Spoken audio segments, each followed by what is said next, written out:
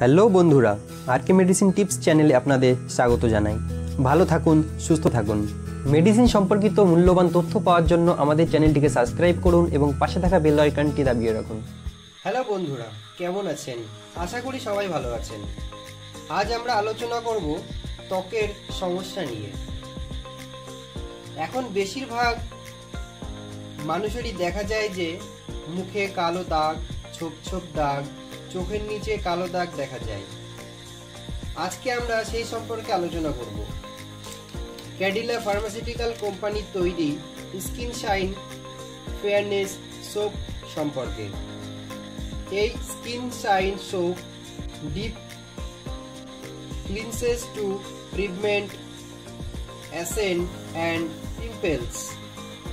এই skin shine সোপে আছে sodium palmitate, sodium palm kernelate, triclosan, allantoin, tocopheryl acetate, SLES, vitamin E, tea tree oil, orange peel extract and lemon fruit extract, tinogard, soothing talc, aqua and perfume TFM 72%, grade 2।